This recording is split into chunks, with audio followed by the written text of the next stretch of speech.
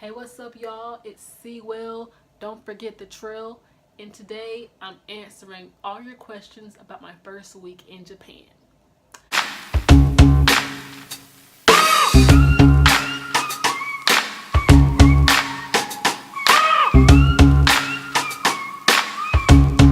Alright, so first question.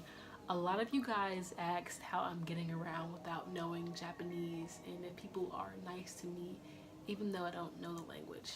So to answer the first question, I'm doing a lot of guesswork, a lot of pointing when I'm at restaurants, a lot of just trying the words I do know, and if that doesn't work out, I'm just resorting to just gestures and you know, they're not mean at all to me when I'm struggling to figure out what to say. They'll get their translate apps out on their phone to try to help. One person, I was at a restaurant one day and I needed a taxi. This lady, she called the taxi for me and she said, whatever you need, here you go. She was hella nice. So people will help you if that's the kind of person they are. People are nice everywhere you go, I think. So another big question you guys asked was, did I experience any culture shock? I mean, not really, but the main thing is that there are a lot of Japanese people here. Like everywhere you go, people are Japanese. Like obviously I'm in Japan, it makes sense, but it's like, dang, seeing it in person, it's just like, dang, y'all really out here, huh? You know what I'm saying? Y'all really are in abundance, you feel me? I wouldn't say I've really experienced any kind of shock, but I will say that every day is, a learning experience. For example, I'm used to bringing my umbrella inside with me when I go to, a restaurant or a store.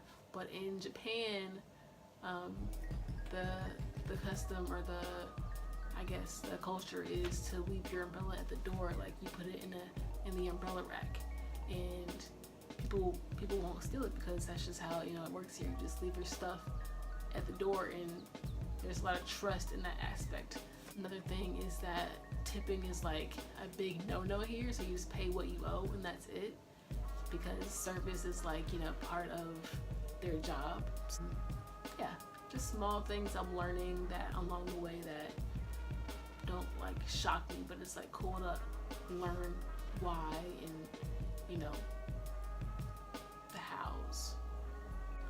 Somebody asked if I'm having any trouble ordering things or interacting with people that aren't in the program.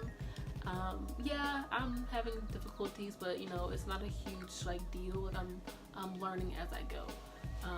I'm pointing, I'm learning the words, I'm saying, hey, is this right? Can you understand what I'm saying? Well, luckily for me, my American coworkers are pretty fluent in Japanese, so if I'm with them, I'm able to use their knowledge to read the language and to make my order a bit more clear, and to just get by a bit better.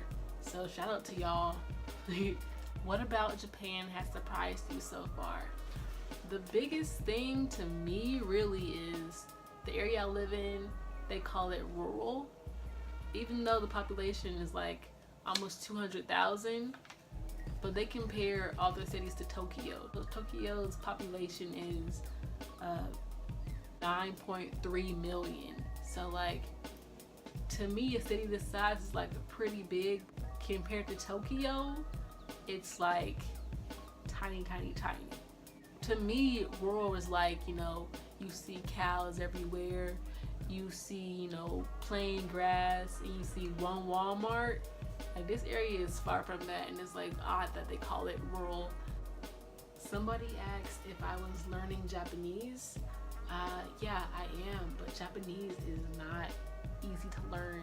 One, it's symbols, and then two, the words kind of run together, and it's just a lot to take in. But The good thing is that while being here, I'm forced to understand at least some words and some phrases and some kanji. So that's good for me. So I'll be able to pick up on certain things eventually, and I'm able to answer some questions now in Japanese.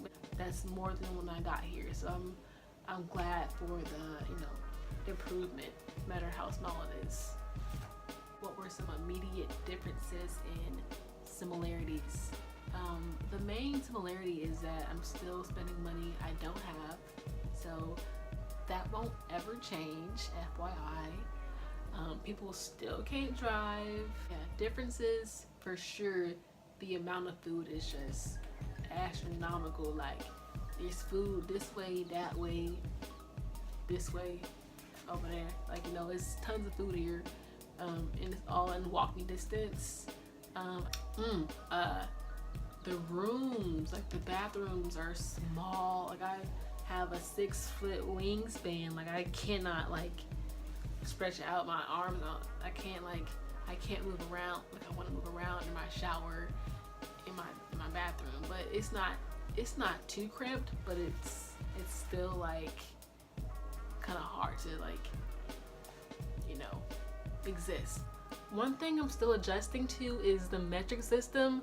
Like, okay, I get it, it's easier, but where I come from, we do feet, we do inches, we do miles, things that make sense. They got all these grams and kilometers and meters. What does that even mean? I'm not Einstein, okay? The snacks. There's such odd flavors here. These chips right here, scallop butter and soy sauce chips. That doesn't make any sense. I almost forgot the biggest thing. The biggest difference here is people smoke cigarettes so much. They smoke inside of restaurants, inside of bars, at the daycare, grocery stores. It's everywhere that you go, people will smoke because it's allowed. There's more that I can't think of right now, but those are some of the ones that pop out to me. Somebody asked if bathhouses are still popular in Japan, and yeah, for sure. Relaxing will always be a top 10 activity for folks. Just rejuvenating in the nude, sign me up. Come on, for sure. The most intimidating mundane task. For sure that's grocery shopping. Back home, it's easy to go in and say, okay, I need this, and this. I can go in and get that, and that. But here, it's I have to do research to figure out, what these symbols look like. I gotta figure out, what these ingredients in this thing says. How many kids will you be teaching? I'll be teaching 8 kids at one time max, and I'll have about 3 or 4 classes per day. I'll be teaching 5 days per week. I have 2 food related questions. The first question is, how much more amazing is the food? The second question is, how is the food seasoned? So the food to me is fantastic. I love trying the new foods. I love seeing, what it is. I love saying, is this meat beef or is this meat, chicken? I don't always know what it is, but it tastes good to me. So I love the fried rice here, the ramen, takoyaki, which is fried squid balls. Everything has been good so far, minus the natto, which is fermented soybeans. As far as seasoning goes, they use a lot of different oils to season it. A lot of, I guess, teriyaki. I'm not sure what it is, honestly, but I like what they use to season it. People will say that it's bland, I wouldn't say it's bland. It's just a different like flavor profile that they're using. I'm not sure what it's like based in, but like it tastes different. It tastes good. I wouldn't say it's better. I wouldn't say it's worse, but it's different and it's good to me. I can't wait to try, you know, everything here. Like I want to try the horse.